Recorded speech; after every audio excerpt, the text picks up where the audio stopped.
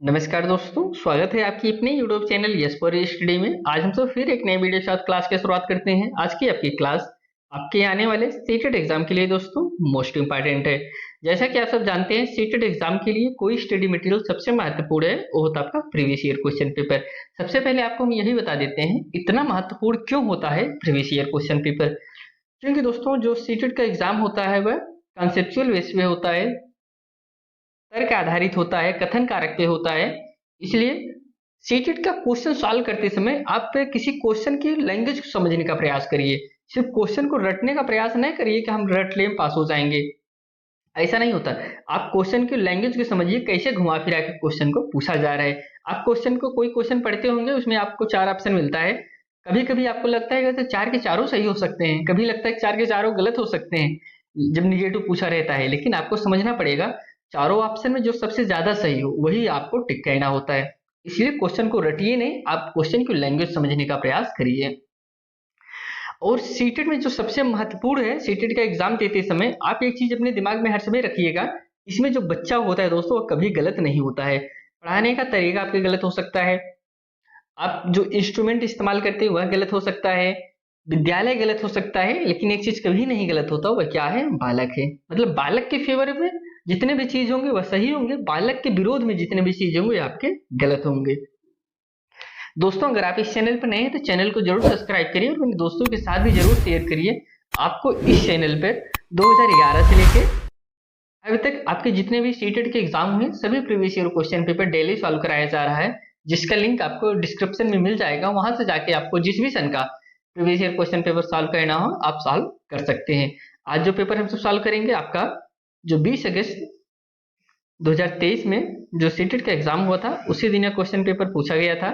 इसके अंतर्गत हम सब जो पेपर 1 के अंतर्गत आपके जितने भी सब्जेक्ट हैं उसको हम सब कंप्लीट कर चुके हैं।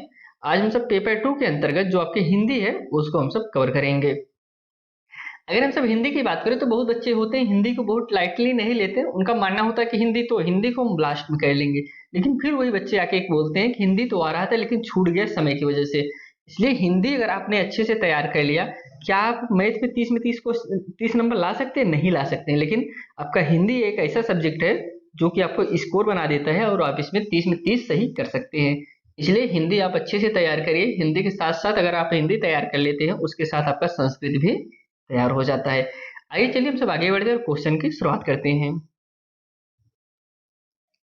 यहाँ से हिंदी के क्वेश्चन शुरू होते हैं। हिंदी में टोटल 30 क्वेश्चन पूछे जाते हैं। 15 क्वेश्चन आपके पेडागोजी से आते हैं, 15 क्वेश्चन आपके गद्यांश पद्यांश से आते हैं। आइए चलिए हम सब पहले क्वेश्चन पे बढ़ते हैं। पहला क्वेश्चन जो दिया गया है क्वेश्चन नंबर 91। यहाँ पे कह रहे हैं कि एक अध्यापक ने कक्षा 6 के शिक्षार्थियों को कैप्शन शीर्षक के साथ एक फिल्म दिखाई। यह फिल्म पाठ्य पुस्तक के एक अध्याय पर आधारित थी। कैप्शन के साथ दिखाई जा रही फिल्म किस बात के लिए प्रोत्साहित करेगी? दोस्तों यो जो पिक्चर दिखाई जा रही थी बच्चों, वह किससे संबंधित थी? उन्हीं की एक जो बुक थी उसी के एक चैप्टर से संबंधित थी। पहला ऑप्शन है श्रवण युक्तियां सक्रिय रूप से देखना और विद्यार्थियों को भाषा की प्रामाणिक सामग्री का प्रयोग करने के लिए प्रोत्साहित करना। सेकंड है सक्रिय रूप से देखना और सुनना। थर्ड ऑप्शन जो है इस तरह के और फिल्में देखने के लिए विद्यार्थियों को प्रोत्साहित करना। लास्ट है मौखिक संकेतों द्वारा श्रवण युक्तियों पत्रों के अभिनय की सराहना और समीक्षा लिखना।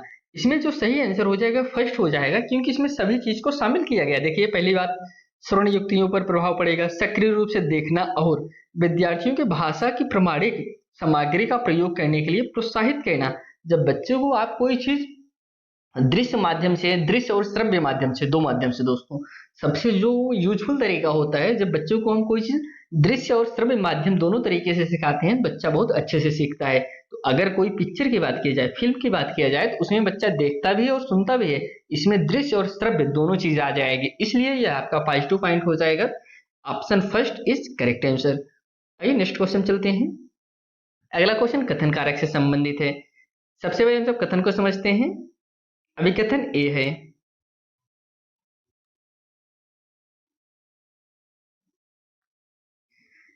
अपने प्रारंभिक बाल्यावस्था में एक बच्चा संज्ञा की अपेक्षा क्रियाओं वर्ब का अधिक प्रयोग करता है और व्याकरण नियमों की अनदेखी करता है। किसका प्रयोग कर रहा है दोस्तों? वह क्रियाओं का ज्यादा प्रयोग कर रहा है और नियमों को, व्याकरणिक नियमों को अनदेखी कर रहा है। तर्क आ रहे, उनकी शब्द संपदा बहुत सीमित होती है बाल्यावस्था में। देखिए, आप तुरंत कहेंगे जो छोटा बच्चा होता है जिसे बाल्यावस्था में, तो उनकी संपदा, जो शब्द संपदा है, बहुत ज्यादा नहीं होती है, वह एक लिमिटेड होती है। तो ये भी सही है। ऑप्शन ए, पहला ऑप्शन है ए सही है, परंतु बी आर गलत है। सेकंड ऑप्शन है ए और आर दोनों सही हैं, परंतु आर की सही व्याख्या नहीं है। थर्ड है ए गलत है परंतु आर सही है। लास्ट है ए और आर दोनों सही है, आर की सही व्याख्या करता है। ऑप्शन इसमें जो सही हो जाएगा, ऑप्शन फोर्थ ही सही होगा। इसमें ए और आर दोनों सही है, आर जो है ए की व्याख्या भी सही कर रहा है।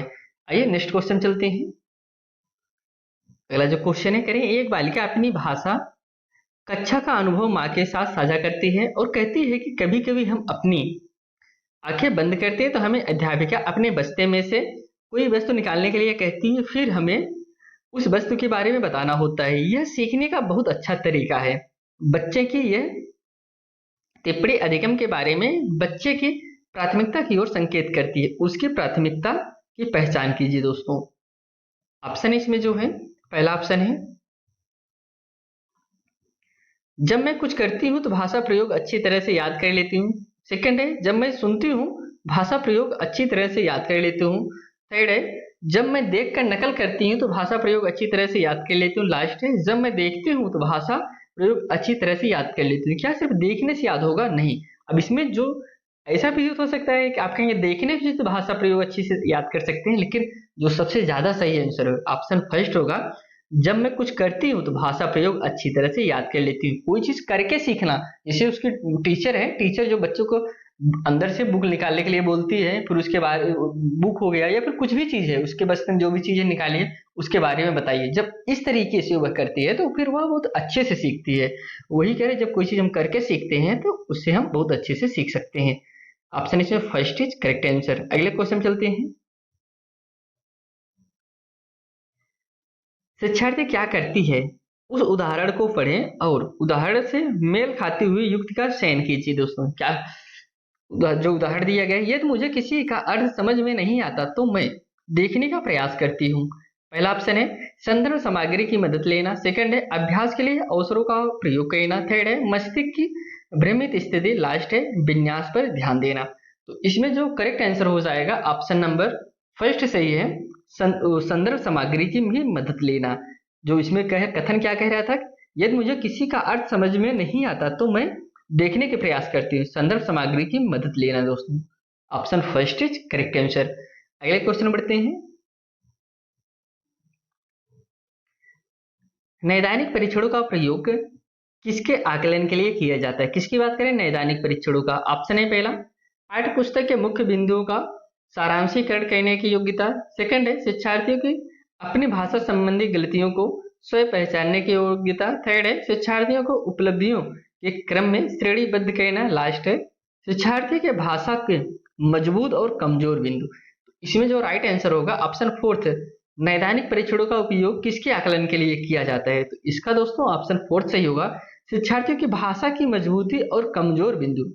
आगे और कुछ भी लिखा है? हाँ नहीं, इतना ही है। तो इसीलिए किया जाता है दोस्तों, नैदानिक जो परीक्षण होता है शिक्षार्थियों की भाषा के मजबूती और कमजोर बिंदु के लिए। तो ऑप्शन फोर्थ करेक्ट आंसर। अगला जो क्वेश्चन है,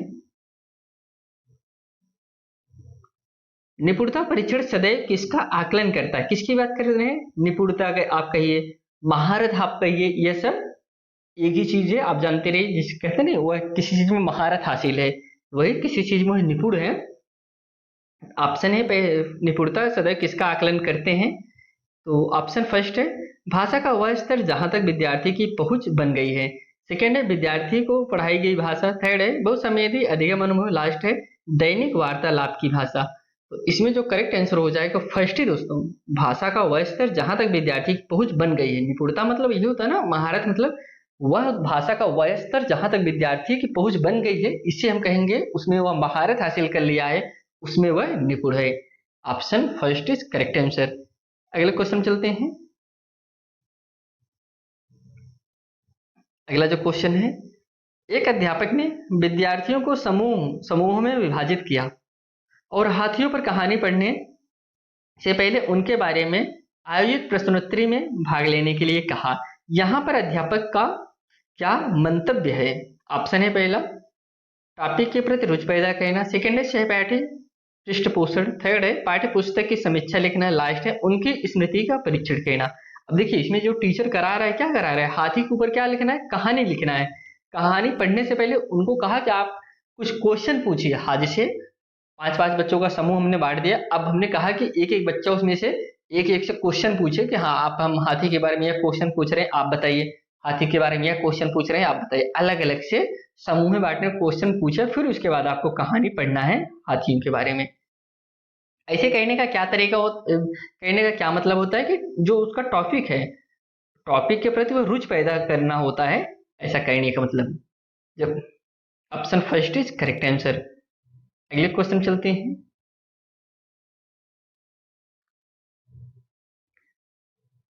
भाषा की कक्षा में एक विद्यार्थी अवरोध पैदा कर रहा है, इस विद्यार्थी के साथ किस तरह का व्यवहार किया जाना चाहिए?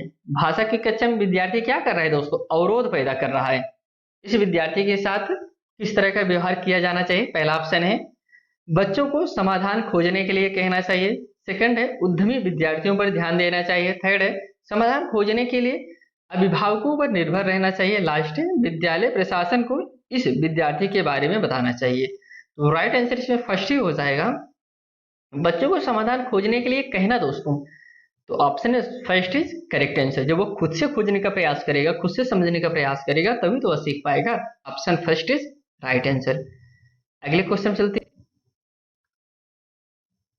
विद्यार्थी किसी विचार बिंदु पर मानस मंथन करते हैं, संयोजन करते हैं, प्रारूपण करते हैं, संपादन करते हैं और अंततः अपने कार्य की पुनरावृत्ति भी करते हैं। इस प्रक्रिया के दौरान कौन सा कौशल प्रतिबिंबित होता है दोस्तों? ऐसा करने पर कौन सा कौशल प्रतिबिंबित होता है? ऑप्शन है जो फर्स्ट ऑप्शन है पठन कौशल, थर्ड ऑप्शन है वाचन कौशल, सॉरी सेकंड ऑप्शन है वाचन कौशल, थर्ड ऑप्शन है लेखन कौशल, लास्ट ऑप्शन है श्रवण कौशल। ऐसा करने पे कौन सा कौशल का विकसित होता है? ऑप्शन आपका लेखन कौशल दोस्तों। क्या क्या संपादन करता है और अपने कार्य की पुनरावृत्ति भी करता है, मानस मंथन करता है, संयोजन करता है, तो यह लेखन कौशल is right answer. Option third is correct answer. अगले क्वेश्चन चलते हैं। अगला क्वेश्चन कथन कारक से संबंधित है। सबसे पहले हम सब कथन को समझते हैं। थोड़ा सा छोटा कर दे रहे हैं दोस्तों ताकि आपको सही से विजुअल हो।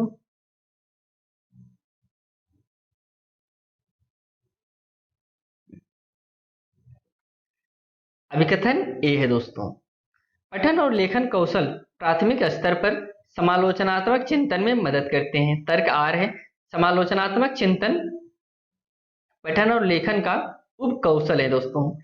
ऑप्शन ए है, पहला ऑप्शन है ए और आर दोनों सही है। ए जो है आर जो है ए की सही व्याख्या नहीं है।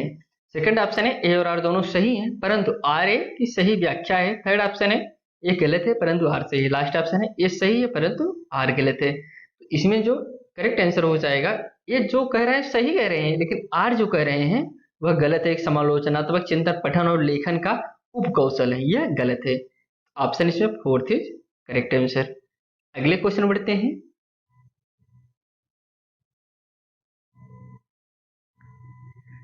भाषाई कौशल सीखने का सर्वाधिक उपयुक्त तरीका है दोस्तों, कौन सा तरीका है? पहला ऑप्शन है चुनौतीपूर्ण और यांत्रिक भाषा ड्रिलों के मदद से। सेकंड ऑप्शन है, देखिए ड्रिलों की मदद से मतलब होता है क्या है, किसी चीज को रटने का प्रयास करना, रटन विद्या का प्रणाली करना, वो प्रणाली का प्रयोग करना। तो यह चीज नहीं सही होता कि ड्रिल के माध्यम से आप कोई चीज सीखे। सेकंड है एक समय पर एक ही कौशल पर ध्यान केंद्रित करना, यह भी गलत हो जाएगा। समावेशित युक्तियों के माध्यम से, यह भी सही लग रहा है लेकिन केवल देखिए केवल एक ऐसा शब्द है जहां पे लगता है उस शब्द का समझ लो नाश कर देता है, वह शब्द आपका कभी सही हो ही नहीं सकता केवल अगर जिसमें लग गया है तो। कह रहे केवल लिखित परीक्षा और प्रदत्त कार्यों द्वारा।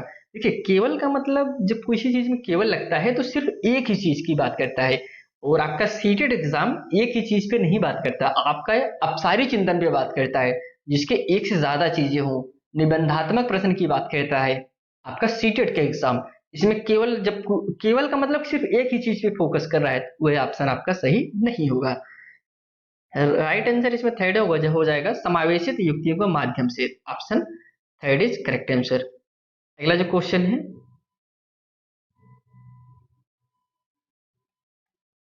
विद्यार्थियों ने वर्णनात्मक कौशल का प्रयोग करना सीखा है या नहीं, इस बात का आकलन करने के लिए अध्यापक को विद्यार्थियों को क्या करने के लिए कहना चाहिए। किसकी बात करें, कौन सा कौशल, वर्णनात्मक कौशल की बात करें।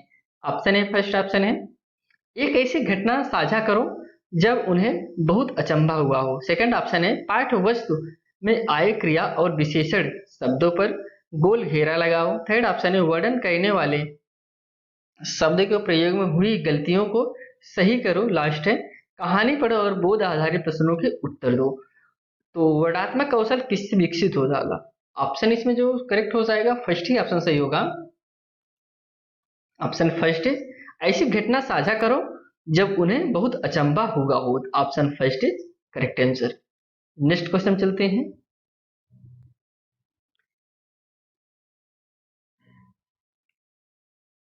कक्षा 7 की अध्यापिका निर्धारित पाठ्य पुस्तकों के अलावा अन्य पाठ्य पुस्तकों के पठन को सुलभ कर रही है।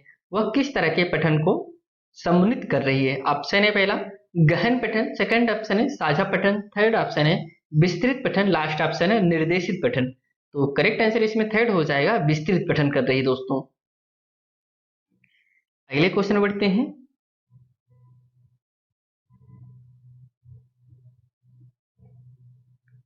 प्रधान अध्यापिका ने भाषा अध्यापक को नए सत्र के लिए पाठ्य पुस्तकों तथा अन्य संसाधनों का चयन करने के लिए कहा। इनका चयन करते समय निम्नलिखित में से एक प्रासंगिक नहीं है दोस्तों। क्या नहीं है, ऑप्शन है, फर्स्ट ऑप्शन है, पुस्तकों और संसाधनों की अनुकूलता। सेकंड ऑप्शन है, बच्चों की अधिगम आवश्यकताएं और उन्हें आने वाली भाषाएं। थर्ड ऑप्शन है, विद्यार्थियों का स्तर। फोर्थ ऑप्शन है, सामग्री की अवधारणात्मक जटिलता और गहनता। तो इसमें जो करेक्ट आंसर हो जाएगा option fourth is correct answer, सामग्री की अवधारणात्मक जटिलता और गहनता इज राइट आंसर। अगले क्वेश्चन चलते हैं।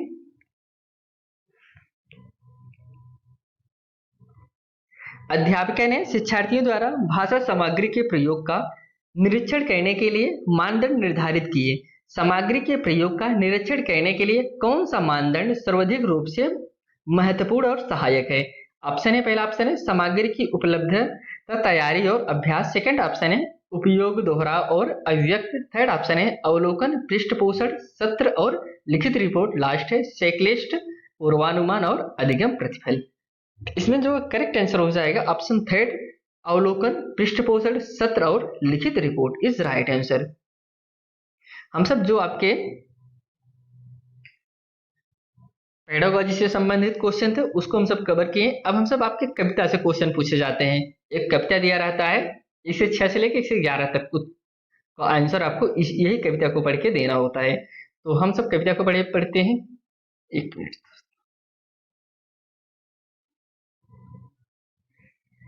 जिन्हें सपने अपने पाने हैं, बन जाते हो तो दीवाने हैं। गर लक्ष्य जो साधा है तूने, उसे पाने की कोशिश तू कर। चल आगे बढ़, तूफानों से ना डर। चल कश्ती उठा, सागर में उतर। है रात अंधेरी, फिक्र है क्या। आगे कह रहे हैं, एक दिन आएगी अपनी शहर, चल कश्ती उठा, सागर में उतर। अब हम सब आगे बढ़ते हैं। अब इसमें जो क्वेश्चन बने हुए दोस्तों, करें कविता के अनुसार अपने स्वयं सपनों को पूर्ण करने के लिए आवश्यक है। क्या आवश्यक है, पहला ऑप्शन है, निष्ठा एवं इच्छा शक्ति होना। सेकंड ऑप्शन है, अनुकूल अनुकूल परिस्थितियों होना। थर्ड ऑप्शन है, स्वप्न देख पाना। लास्ट ऑप्शन है, धन संपदा का होना। तो करेक्ट आंसर इसमें जो हो जाएगा ऑप्शन फर्स्ट, निष्ठा एवं इच्छा शक्ति होना। जो अब क्वेश्चन इससे पूछे जाएंगे 1 से 11 तक, सभी क्वेश्चन आपके इसी काव्यांश से ही बने हुए हैं। ऑप्शन इसमें फर्स्ट इज करेक्ट आंसर। जीवन में सुख दुख आशा निराशा की स्थिति है। ऑप्शन है पहला, मानव को हरा देती है। सेकंड ऑप्शन है, सदैव नहीं रहती है। मानव को सशक्त बनाती है। और फोर्थ ऑप्शन है, सदैव बनी रहती है। दोस्तों जो सुख होता है, दुख होता है, क्या वह हर समय बना रहता है, सदैव बनी रहती है, यह तो होगा नहीं। मानव को सशक्त बनाती है। आप कहेंगे एक मिनट।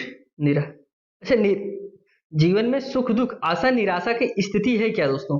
देखिए इसमें क्या बात करें, सुख दुख की बात करें, आशा निराशा की बात करें, आप कहेंगे कि क्या सुख दुख मानव को हरा देती है? देखिए इसमें जो क्वेश्चन पूछा जा रहा है कैसे, आपके काव्यांश से कैसे घुमा के क्वेश्चन पूछा जा रहा है, अगर थोड़ा सा आप मिस करेंगे तो आप गलत आंसर दे देंगे। देखिए सुख दुख हर समय बना रहता है, कभी सुख होता है कभी दुख होता है, आशा निराशा कभी आशा होती है कभी निराशा होती है।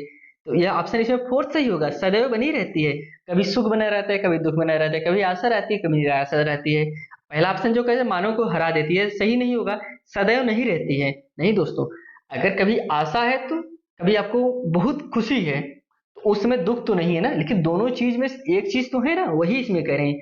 कभी सुख या दुख दोनों में से एक चीज आपके पास रहेगा ही रहेगा, कभी आशा रहता है कभी निराशा रहती है, एक चीज तो रहेगा ही। वही कह रहे हैं कि जो कह रहे हैं सदैव नहीं रहती है, गलत होगा। मानव को सशक्त बनाती है, मानव को सुख दुख, जिसे सुख दुख सशक्त बनाती है। कोई चीज जब आदमी कहते हैं ना कि कोई चीज जब आदमी के ऊपर पड़ता है तो वह जो और स्ट्रांग बनता है, ये तो सही है, लेकिन जो सबसे ज्यादा सही है option fourth is correct answer. कभी कभी सशक्त बनाते हुए बजाय टूट भी जाता है आदमी, तो फिर आप इसलिए थर्ड ऑप्शन को नहीं टिक करेंगे, तो option fourth is right answer.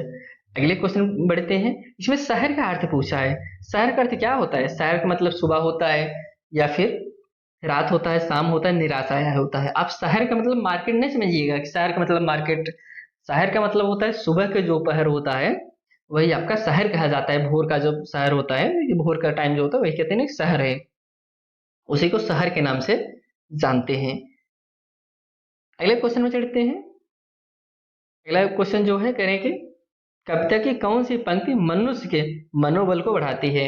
Option है पहला, घर लक्ष्य जो साधा है तूने, सेकंड है जिन्हें सपने अपने पाने हैं, थर्ड है एक दिन आएगी अपनी शहर, लास्ट है चल कश्ती उठा सागर में उतर।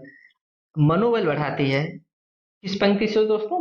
पंक्ति आप कहेंगे ऑप्शन फोर्थ, चल कश्ती उठा सागर में उतर। इस पंक्ति से दोस्तों मुझे मनोबल आ रहा है, हमको अपने काम करने के लिए मेहनत करना है। Option fourth is right answer. अगले क्वेश्चन चलते हैं। कविता के मुख्य स्वर के रूप में कौन सा वाक्यांश उचित है दोस्तों? किसकी बात करें मुख्य स्वर के रूप में? ऑप्शन फर्स्ट है जो साधा है तूने, सेकंड ऑप्शन है सागर में उतर, थर्ड ऑप्शन एक दिन आएगी, लास्ट है रात अंधेरी। इसमें जो राइट आंसर होगा ऑप्शन सेकंड सागर में उतर। कविता में मुख्य स्वर के रूप में कौन सा वाक्यांश उचित है दोस्तों? यही सागर में उतर, option second is right answer. अगला जो क्वेश्चन है, फिक्र का समानार्थी शब्द है। फिक्र का समानार्थी क्या है?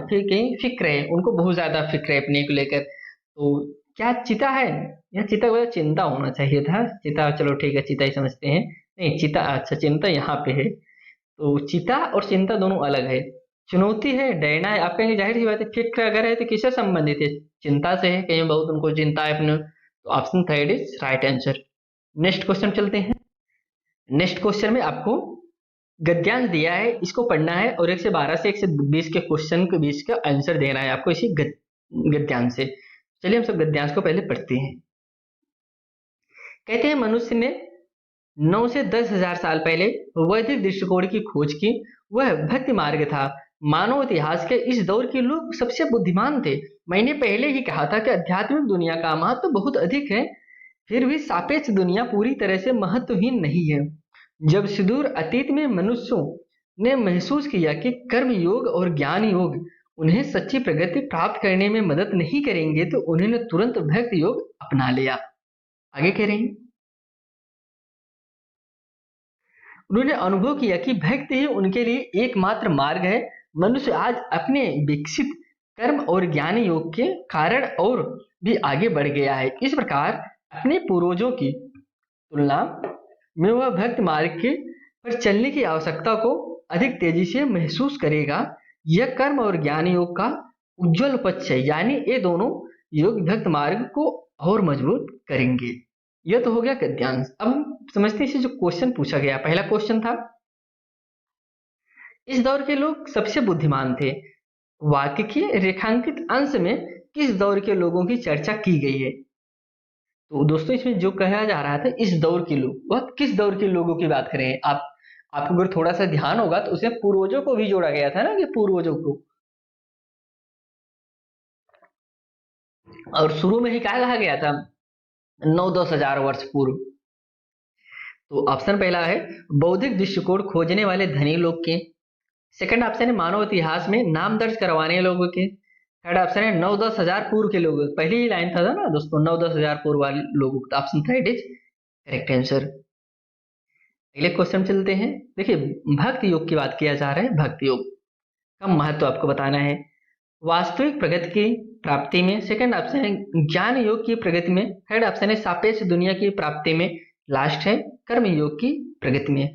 राइट आंसर है इसमें फर्स्ट ऑप्शन, वास्तविक प्रगति की प्राप्ति में। दोस्तों, भक्ति योग का महत्व क्या है, वास्तविक प्रगति की प्राप्ति में। तो फर्स्ट इज करेक्ट आंसर। अगले क्वेश्चन चलते हैं। खाली जगह है एवं फिर खाली जगह योग भक्ति मार्ग को सशक्त करेंगे। ऑप्शन है पहला भक्ति योग ज्ञान योग। सेकंड है कर्म योग भक्ति योग। थर्ड है ज्ञान योग राजयोग। लास्ट है कर्म योग ज्ञान योग।